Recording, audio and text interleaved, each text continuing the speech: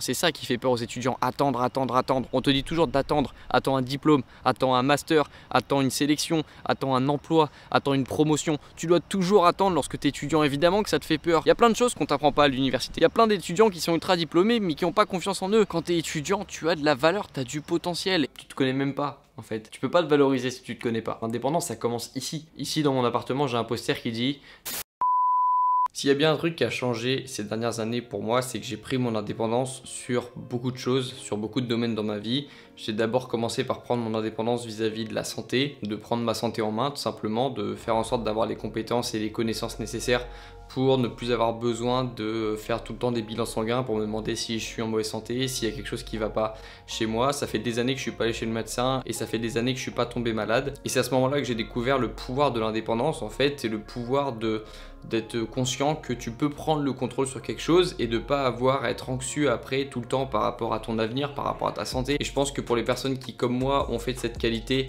qui est l'indépendance une valeur importante, une valeur vitale même pour être heureux dans sa vie tout simplement, je pense que pour ces personnes c'est important de comprendre comment est-ce qu'on peut prendre son indépendance dans un domaine de sa vie, puis dans un autre, puis dans un autre, puis dans un autre, pour un jour devenir indépendant complètement, pour devenir 100% indépendant de tout. Parce qu'une fois qu'on a pris de l'indépendance dans un domaine, en fait on trouve ça addictif. C'est génial d'avoir le contrôle, c'est génial de ne pas être dépendant de quelqu'un. Moi je dis souvent qu'il n'y a pas de bonnes addictions, je le pense encore. Selon moi il n'y a aucune addiction qui est bonne et c'est extrêmement dangereux de dépendre d'une personne, de dépendre de soi-même, parce que parfois lorsqu'on a des émotions qu'on ne contrôle pas, c'est une forme de dépendance en fait. Lorsqu'on n'est pas maître de ses pensées, lorsqu'on n'est pas maître de ses actions, lorsque c'est pas nous qui décidons vraiment ce qu'on a envie de faire dans la journée, lorsque c'est pas nous qui décidons la façon dont on veut s'habiller, dont on veut se coiffer, c'est un problème. Selon moi c'est un problème parce que l'indépendance c'est une valeur fondamentale pour moi et c'est une valeur qui a complètement tout changé et qui surtout pour moi est le remède ultime contre le stress en fait. Parce qu'il y a énormément d'étudiants et de personnes dans la vie qui sont stressés et je pense que le remède c'est pas de boire des thés verts à la camomille ou ce que tu veux, c'est pas de prendre des pilules anti-stress. Le remède à l'anxiété, c'est l'indépendance. Et c'est pour ça que dans cette vidéo, je vais te donner 3 conseils pour prendre ton indépendance petit à petit, pour que tu puisses dans ta vie prendre de plus en plus de contrôle dans tout, dans tes relations, dans tes projets, et que tu puisses commencer à bénéficier de cette indépendance et que tu vois ce que ça donne pour pourquoi pas un jour devenir 100% indépendant.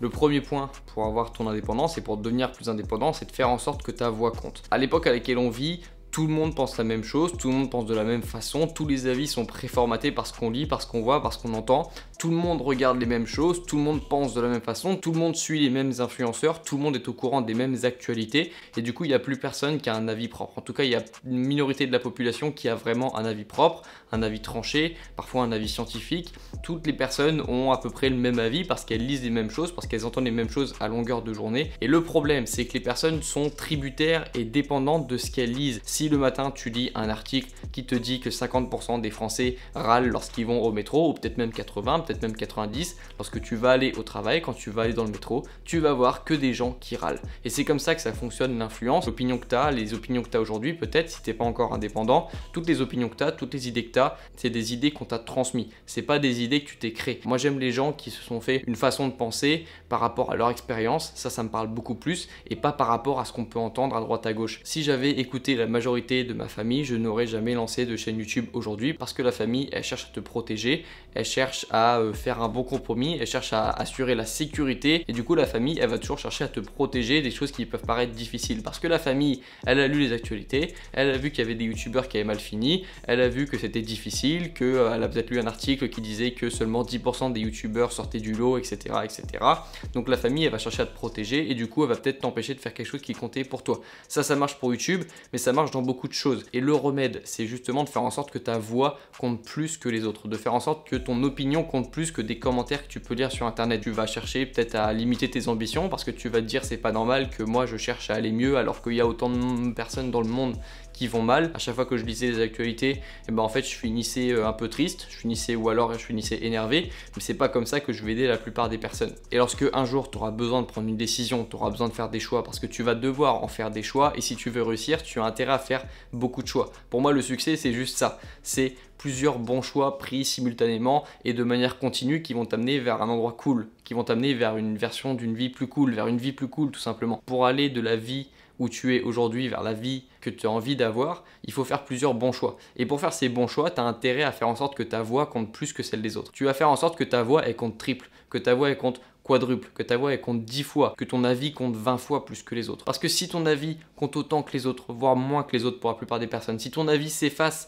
par rapport à l'avis des autres, bah en fait tu feras rien. Tes choix, ce seront même plus des choix, ce seront des compromis. Ton choix, ça va juste être un accord qui va essayer de pas contredire les autres, qui va essayer de faire en sorte que tout se passe bien, que tu crées pas de conflit, et du coup tes choix ils seront mauvais. Certaines personnes elles disent que c'est avoir trop d'ego, que c'est ne pas oser la remise en question. Pourtant moi je suis très ouvert à la remise en question, mais simplement je considère qu'il n'y a pas d'autres personnes que moi qui puissent faire des choix pour moi, parce que déjà que je me connais pas moi à 100%, alors comment est-ce que les autres, comment est-ce que des gens qui me connaissent pas pourraient savoir ce que moi j'ai envie d'avoir? Tu vois ce que je veux dire? Donc tes choix, ils seront pas forcément bons, mais tes choix, si tu les prends toi, tu seras quand même la personne la mieux placée pour savoir ce que tu veux toi, quelle vie tu veux, à quoi tu veux que ça ressemble ta vie dans quelques années, qu'est-ce que tu veux inspirer, qu'est-ce que tu veux créer, qu'est-ce que tu veux faire pour t'épanouir. Tout ça, c'est des choix très personnels et tu devrais faire en sorte, lorsque tu prendras des décisions qui iront dans ce sens-là, tu devras faire en sorte que ton avis compte plus que les autres et pèse plus dans la balance. Et ça, ce sera la première étape vers ton indépendance.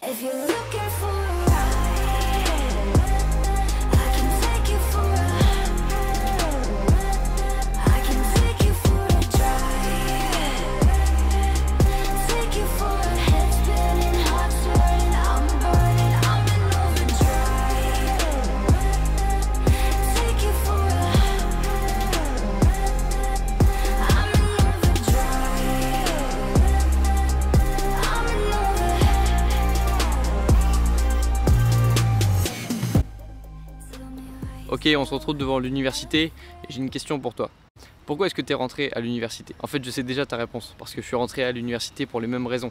La peur de ne pas avoir de travail, la peur de ne pas être accepté par un employeur un jour, la peur de ne pas être compétent, la peur de décevoir mes parents. Beaucoup de peurs, en réalité, si on regarde bien, m'ont amené à m'inscrire à l'université. Et la deuxième raison, c'est parce que tout le monde te dit de le faire et parce que tout le monde l'a déjà fait. Et du coup, tu te dis que si tout le monde le fait, bah, c'est parce que c'est la bonne solution, c'est parce qu'il faut faire ça pour réussir sa vie. Et ça, c'est la preuve sociale. Le problème, du coup, c'est qu'on se retrouve avec des étudiants qui flippent.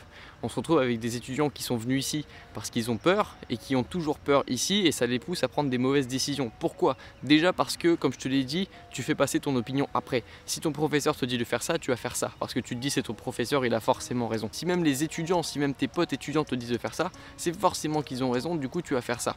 Et tu vas t'écouter en dernier, ou tu vas pas t'écouter du tout. Le problème c'est que toi tu te dis que pour avoir de la valeur, il faut faire confiance aux autres. Tu penses que la valeur que tu as, elle dépend de ce que les autres t'ont appris. Parce que justement tu es dans un esprit de dépendance. Tu penses que la valeur c'est quelque chose que les autres t'apportent. Tu penses que le bonheur c'est quelque chose que les autres vont t'apporter. Tu penses que le bonheur c'est quelque chose que d'autres choses, d'autres montres, d'autres voitures, d'autres appartements vont t'apporter. Alors que le bonheur c'est différent. Le bonheur c'est à toi de le construire. Le bonheur c'est quelque chose que tu crées toi-même. Et la valeur c'est pareil. Ta valeur, ta confiance en toi, c'est pas les autres qui vont te l'apporter. Et du coup comme t'as pas confiance en toi, comme t'as pas pris conscience de ta valeur, t'as l'impression que tu dois forcément te former. T'as l'impression que c'est forcément aux autres de te donner de la valeur. Et là dans cette université, il y a beaucoup d'étudiants qui se disent qu'ils vont avoir de la valeur en sortant de l'université. Mais la vérité c'est que dans cette université, ici, on va t'apprendre quelque chose, mais on va pas te donner de la valeur, on va pas te construire. Si tu prends pas conscience de ta valeur, il n'y a personne qui va t'aider à le faire.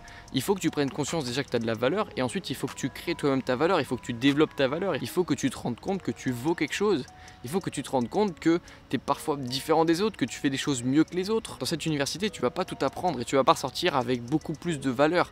Si tu fais du droit, ici on va t'apprendre du droit. Si tu fais de l'histoire, ici on va t'apprendre de l'histoire. Si tu fais des maths, ici on va t'apprendre des maths. C'est tout. On va pas t'apprendre la vie et personne va te prendre par la main et te dire tiens, je vais t'aider à avoir plus de valeur. Non, ils vont juste te donner des cours, ils vont juste te faire apprendre quelque chose, ils vont juste te donner des connaissances. La valeur, c'est à toi de la construire. Et lorsque tu prendras conscience de ta valeur, peut-être que tu remettras en cause certaines choses qu'on t'a dit. Peut-être que tu n'accepteras plus qu'on te dise que tu vaux rien justement. Peut-être que tu n'accepteras plus qu'on te dise que tu as forcément besoin de faire ça pour réussir, que tu as forcément besoin d'avoir tel parcours pour réussir, parce que toi tu vas prendre conscience que tu as de la valeur et toi tu vas peut-être créer ton chemin parce que tu auras suffisamment confiance en toi, tu auras suffisamment compris que tu as de la valeur pour pourquoi pas avoir un chemin différent des autres, pour assumer d'avoir un chemin différent des autres, pour faire quelque chose qu'on n'imagine pas de toi. Ça fait ultra développement personnel ce que je dis, ça fait ultra gourou de développement personnel et j'aime pas forcément ça. Mais ce que je dis c'est extrêmement concret et si tu arrives à comprendre ça, tu vas comprendre beaucoup de choses. Si aujourd'hui je fais ça, si aujourd'hui je suis venu à cette université pour parler devant une caméra, c'est parce que selon moi ce projet, ce que je suis en train de faire a plus de valeur que n'importe quel diplôme. Ce que je suis en train de faire a plus de valeur et moi je considère qu'en faisant ça, je gagne de la valeur. Je suis quelqu'un de différent, je me différencie des autres et en faisant ça, je donne du sens à ce que je fais et mes projets ont plus de valeur que n'importe quel diplôme que je pourrais avoir ici. Et si tu as besoin à chaque fois de l'accord des autres, si à chaque fois tu as besoin de l'autorisation des autres pour comprendre que tu as de la valeur, si tu as besoin que quelqu'un d'autre te dise que tu as de la valeur, c'est que tu n'es pas assez indépendant et c'est que tu n'as pas pris conscience toi-même que tu avais de la valeur. Tu peux attendre que quelqu'un valide le fait que tu aies de la valeur, tu peux attendre le fait que d'autres personnes te disent que tu as de la valeur, même si tu vas pas forcément les croire, mais tu peux attendre que des personnes te le disent, mais tu peux aussi en prendre conscience le plus tôt possible. J'ai lu une étude qui montrait que les hommes et les femmes prenaient conscience de leur valeur à peu près vers 30 ans. Sauf que le problème, c'est que tu as attendu 30 ans depuis que tu es né pour prendre conscience que tu as de la valeur. Et encore, il y a des personnes qui ont 50, 60, 70 ans qui n'ont toujours pas pris conscience qu'elles ont de la valeur. Ces personnes n'ont toujours pas pris conscience qu'elles ont de la valeur, qu'elles pouvaient faire des choses, qu'elles pouvaient créer des choses. Et ça, c'est un problème. Il y a trop de personnes qui existent encore aujourd'hui, qui vivent, il y a trop de personnes qui sont décédées aussi sans avoir pris conscience de leur valeur. Et du coup, ces personnes n'ont pas pris les bonnes décisions parce que ces personnes se sont laissées influencer par des personnes qui avaient de la valeur à leurs yeux et qui ont préféré écouter d'autres personnes plutôt que de prendre conscience de leur propre valeur pour prendre des décisions bonnes et logiques et cohérentes. Et lorsque tu auras pris conscience de ta valeur, tu seras plus toujours en train d'attendre, justement d'attendre. C'est ça qui fait peur aux étudiants, attendre, attendre, attendre. On te dit toujours d'attendre, attends un diplôme, attends un master, attends une sélection, attends un emploi, attends une promotion. Tu dois toujours attendre lorsque tu es étudiant, évidemment que ça te fait peur. C'est pas agréable d'attendre. Lorsque tu attends, tu es indécis. Lorsque tu attends, tu n'es pas indépendant. Lorsque tu attends, tu es dépendant de quelque chose d'autre, de quelqu'un d'autre. Tu es dépendant. Et lorsque tu auras pris conscience de ta valeur, justement, tu seras plus dans cette démarche de toujours être sélectionné, de toujours attendre que quelqu'un te donne une opportunité, de toujours penser que les opportunités viennent des autres.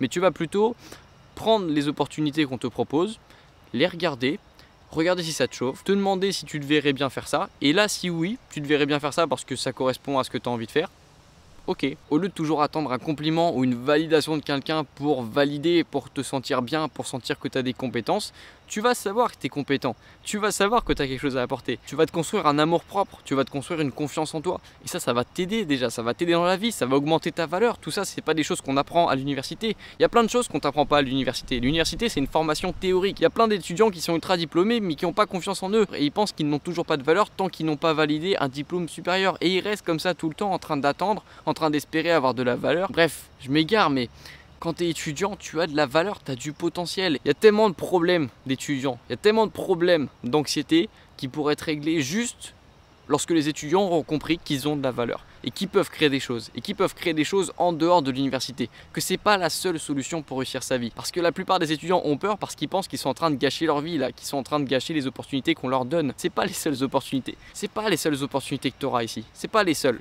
Tu vas en créer si tu prends conscience que tu as de la valeur. C'est pour ça que c'est important de prendre conscience que tu peux créer des choses et que tu as de la valeur.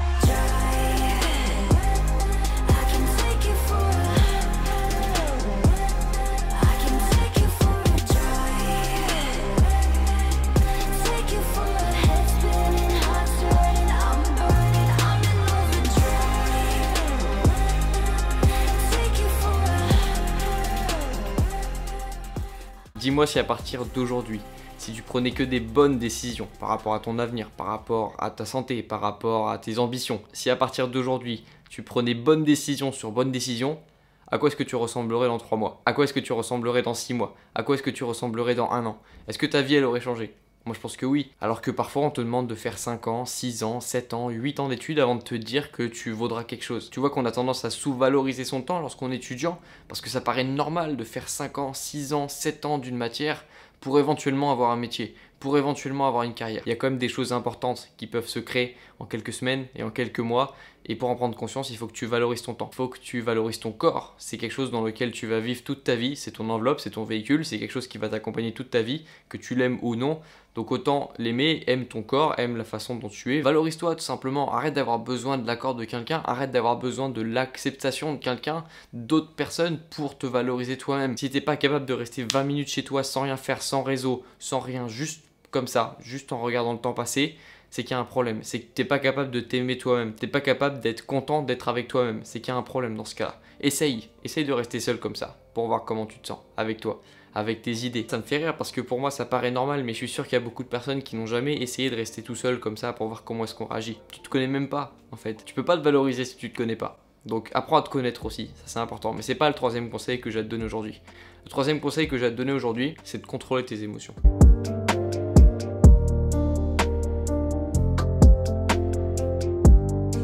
Une personne indépendante le sait, elle doit savoir gérer ses émotions. Lorsque tu es indépendant, ça ne veut pas dire que tu n'as plus de problèmes, ça veut dire que tu gères tes problèmes, tes propres problèmes, tu crées tes propres problèmes et tu les résous ensuite. Et lorsque tu es indépendant, tu es obligé de gérer tes émotions. La peur, la colère, la tristesse, l'anxiété, tout ça tu dois le gérer. Tout ça tu dois le gérer. Toutes tes émotions, tu dois apprendre à les gérer. Et elles se gèrent toutes d'une manière différente. Certaines personnes, lorsqu'elles sont en colère, doivent aller faire du sport, d'autres doivent travailler, peu importe. On a tous nos façons de gérer nos émotions de manière différente, il faut juste trouver la façon qui te correspond. C'est pareil pour la tristesse, il faut que tu trouves une façon de gérer ta tristesse. Ça ne doit pas être des façons qui doivent te détruire non plus. Si tu me dis que ta solution à toi c'est la cigarette, c'est la drogue, c'est de manger des glaces à chaque fois que ça va pas, c'est pas une solution bonne, c'est pas une solution viable. Il faut que tu trouves quand même une solution qui te permette de t'améliorer aussi. Alors évidemment c'est ok de prendre des glaces de temps en temps, évidemment c'est ok de se sentir moins bien de temps en temps. Ton principal remède contre tes émotions, ça devrait être des remèdes sains. C'est ça que je veux dire. Ça devrait être des remèdes naturels, ça devrait être des remèdes qui vont t'aider à aller mieux et pas des remèdes qui vont t'entraîner vers le bas. Parce que souvent, les personnes qui ont des problèmes vont trouver des solutions, vont chercher des solutions à ces problèmes, mais les solutions sont pires que les problèmes.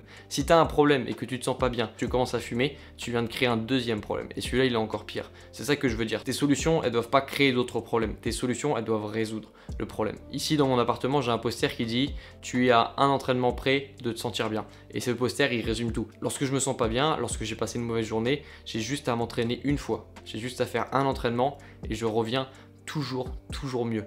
Et c'est ça ma solution. C'est une de mes solutions pour tout. La tristesse, la colère, l'anxiété, mes entraînements de sport, moi c'est ma solution à moi. C'est pas une solution qui marche pour tout le monde, mais c'est quand même une solution qui marche pour beaucoup de monde. C'est pour ça que je t'en parle. Parce que si ça marche pour moi, si ça marche pour mes potes, si ça marche pour les gens que je fréquente et si ça marche pour la plupart des gens dans le monde, bah c'est peut-être que ça marche pour toi. Donc moi c'est un entraînement de sport. Toi ça peut être autre chose, ça peut être du dessin, ça peut être une passion que tu as. Moi quand je m'entraîne, ça va mieux. Mais pour gérer tes émotions, bah, il faut aussi passer par des échecs, c'est-à-dire des moments, tu dois te rendre compte que lorsque tu es en colère, tu n'arrives pas à te gérer. Lorsque tu es triste, tu n'arrives pas à te gérer. Si tu gères pas ces émotions bien naturellement, tu es obligé de passer par ces moments-là où tu te rends compte que tu es impuissant, que tu es impuissante face à tes émotions. Et c'est bien, c'est la première étape. Parce qu'ensuite, la deuxième étape, ça va être l'étape où tu vas chercher à trouver des solutions pour justement apprendre à gérer ces émotions. Parce que si tu réagis tout le temps par rapport à tes émotions, ça va être difficile de prendre des décisions rationnelles. Lorsqu'il y a tout qui est en jeu, lorsqu'il y a les émotions, lorsqu'il y a l'avis des autres, l'opinion des autres, la peur, la peur de rater une occasion, et tout, c'est à ce moment-là qu'on prend les mauvaises décisions. Toi, tu as besoin d'être clair. Tu as besoin d'être stoïque. D'ailleurs, tu peux t'intéresser à la pensée stoïcienne si ça t'intéresse. C'est vraiment les rois de gérer ses émotions, gérer son stress. Voilà, je vais pas en faire une vidéo. Dis-moi si ça te chauffe, si tu as envie que je parle un petit peu du stoïcisme et de comment est-ce que ça peut t'aider dans la vie.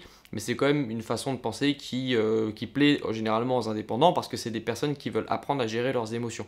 Et lorsque tu apprends à gérer tes émotions, tout va mieux. Tu vas refléter une confiance naturelle en réalité parce que quand tu te sens bien, parce que quand tu sais, toi, au fond, que lorsque tu es énervé, tu vas quand même réussir à prendre des bonnes décisions parce que tu vas pas laisser la colère prendre le pas. Lorsque tu es triste, tu sais que tu vas réussir à trouver une solution, que tu vas réussir à noyer cette tristesse. Lorsque tu sais que tu es anxieux, que tu vas réussir à reprendre un peu de souffle et reprendre le contrôle sur la situation, bah tu te sens bien parce qu'il n'y a pas vraiment d'émotion qui peut t'affaiblir. Les émotions, tu sais les contrôler et du coup tu te sens bien. Et du coup tu prends une indépendance par rapport à tes émotions. Tu prends une indépendance par rapport à toi-même.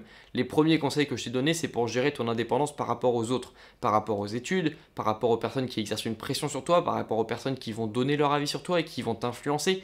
Mais le dernier point, celui de gérer ses émotions, c'est pour prendre ton indépendance par rapport à toi. Parce que toi aussi, tu peux te causer des problèmes. Parce que si tu sais pas te gérer, si tu sais pas gérer tes émotions, bah tu as un problème pour toi aussi. Tu es ton propre boulet en fait, si tu n'arrives pas à gérer tes émotions. Parce que tu vas être influencé par les autres, tu vas être influencé par toi, par ta partie émotionnelle et tu vas pas réussir à prendre les bonnes décisions. Donc attention à devenir indépendant par rapport aux autres, mais aussi par rapport à toi et tes émotions et ce que tu ressens. Évidemment que ce que tu ressens, c'est aussi un message qu'on t'envoie, mais ça ne devrait pas être la seule base sur laquelle tu vas prendre tes décisions. Évidemment que lorsque tu as peur, c'est peut-être parfois que ton corps te dit qu'il y a un danger. Évidemment que lorsque tu es en colère, c'est parce que ton corps te dit de réagir. Évidemment que lorsque tu es triste, ton corps te dit attention, cette situation te fait mal, il ne faut pas y revenir. Évidemment que les émotions, elles veulent dire quelque quelque chose. Moi, je suis un fervent défenseur du fait d'utiliser ses émotions. Tu te rappelles, je te l'ai déjà dit sur la vidéo sur la rupture et la vidéo sur la confiance en soi après un échec. Il faut utiliser ses émotions. Haine, tristesse, colère, elles sont toutes là pour une raison et il faut les utiliser. Mais tu ne dois pas te laisser dominer par ces émotions. Tu dois toujours rester dans le contrôle. Et c'est un petit peu ça quelqu'un d'indépendant. La philosophie de quelqu'un d'indépendant, selon moi, c'est de contrôler. Parce qu'évidemment, lorsque tu contrôles, tu as plus de responsabilités parce que c'est toi qui es aux commandes. Et donc évidemment, si quelque chose arrive, s'il y a un problème, c'est toi qui es le premier responsable.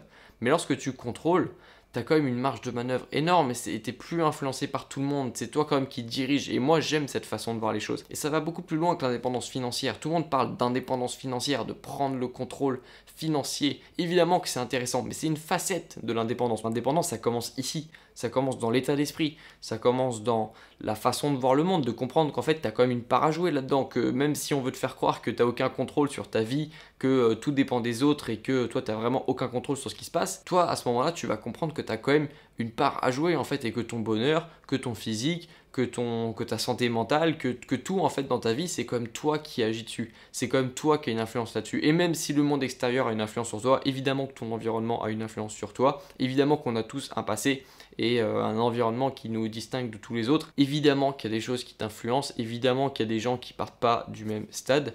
Mais je pense quand même, et corrige-moi si je me trompe, qu'on peut avoir 100% du contrôle sur sa vie, sur ses émotions et qu'on peut reprendre le contrôle sur sa vie. On a toujours une part de responsabilité et de contrôle sur notre vie, peu importe à quel point elle peut nous paraître dans les mains de quelqu'un d'autre.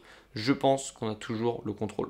Au moins mental. Pour ensuite, pourquoi pas prendre le contrôle financier. Évidemment, si tu as envie de devenir indépendant, il faudra toutes les facettes de l'indépendant. Mais la première phase de transition vers la personne que tu es actuellement, où tu te sens dépendant de tout le monde, dépendant de toi-même, la première phase, c'est d'abord une phase mentale selon moi. Tu dois progresser mentalement, tu dois comprendre que déjà c'est possible de devenir indépendant. Il n'y a pas quelqu'un qui détient ton sort, il n'y a pas quelqu'un qui a déjà une carte avec toute ta vie tracée dessus. C'est à toi d'écrire ce que tu vas faire en fait dans ta vie. Et lorsque tu vois les choses comme ça, tu auras déjà fait ta transition mentale. Et ensuite, il faudra prendre le contrôle sur tes émotions et sur tes finances. Mais ça, ce sera dans une autre vidéo. Parce que être indépendant, ça prend du temps. Moi-même, je ne me considère pas comme étant 100% indépendant. Je considère que j'ai déjà l'état d'esprit et que j'ai beaucoup avancé dans mes projets pour justement devenir de plus en plus indépendant et donc de moins en moins angoissé par mon futur. Je sens vraiment, et c'est peut-être la première fois que je ressens quelque chose comme ça, c'est que je ressens que mon futur est 100% entre mes mains et du coup il ne m'angoisse pas. Parce que lorsque ton futur il est entre tes mains, bah c'est tes mains, c'est à toi, ça t'appartient, c'est toi qui décides et du coup tu n'es pas angoissé. Alors que lorsque c'est quelqu'un qui ne te connaît pas, qui a juste un dossier entre les mains, qui a juste un CV entre les mains, qui va décider de ton futur, évidemment que c'est stressant. C'est pour ça que la sélection, j'ai pas aimé ça cette année. J'ai pas aimé la sélection parce que je me sentais pas en contrôle et c'était la seule fois de l'année où je me sentais pas en contrôle. Mais lorsque tu as le contrôle entre tes mains et que tu ressens ça, c'est la meilleure sensation possible. C'est pour ça que je te partage ma philosophie de l'indépendance, parce que pour beaucoup de personnes, la valeur numéro 1, c'est la sécurité, c'est la liberté, c'est l'abondance financière. Pour moi, c'est l'indépendance. Donc voilà, pour moi, l'indépendance, c'est une façon de penser. Je pense que tu peux y arriver si tu as envie, parce que la première chose, c'est d'en avoir vraiment envie. Hein, c'est pas de faire ça par effet de mode, c'est vraiment d'en avoir envie, de cette envie d'indépendance. Peut-être de prendre un petit peu de recul face aux actualités qui veulent te montrer que tout ce qui se passe dans le monde t'échappe. Peut-être que ça passera par un changement d'environnement, un changement de pote, de sélectionner les personnes à qui tu parles, parce que tu dois aussi valoriser ton temps, et du coup tu ne dois pas donner ton temps à n'importe qui. Ça ne veut pas dire que tu calcules le temps que tu donnes à toutes les personnes que tu côtoies, ça veut juste dire que tu dois passer du temps de qualité avec des personnes de qualité, et si ces personnes que tu côtoies chaque jour ne sont pas du même bord que toi, ne partagent pas la même vision que toi, il va y avoir un problème un jour, et ce sera peut-être à ce moment-là que tu devras prendre tes responsabilités et faire du ménage dans ton environnement. Ça c'est pareil, ce sera dans une autre vidéo. Aujourd'hui je voulais juste te partager 3 points, 3 conseils, 3 astuces pour commencer, on va dire, sa route vers l'indépendance. Ça fait vraiment vendeur de tapis, mais pour moi c'est quelque chose qui s'apprend, c'est quelque chose qui se vit en fait, et c'est quelque chose qui se comprend, c'est une façon de penser différente, et moi c'est une façon de penser que j'adore, et que j'ai depuis le début de ma chaîne YouTube, que j'ai depuis plusieurs années, et que j'ai envie de développer encore jusqu'à devenir un jour 100% indépendant, et peut-être que je ferai une vidéo à ce moment-là pour te dire comment est-ce que je me sens, et si c'est donc la recette du bonheur d'être indépendant. On en reparlera peut-être dans quelques années, mais en tout cas je vais aller dormir, il est tard. On se retrouve très bientôt dans la prochaine vidéo. Abonne-toi pour pas rater les prochaines, il va y avoir beaucoup de contenu tout au long des vacances et jusqu'à la rentrée, et à la rentrée ça continuera, ça enchaînera de plus belle. Voilà, il y a un beau programme de prévu. Moi je te dis à très bientôt, bon courage dans tes projets, et on se retrouve dans la prochaine vidéo. Ciao.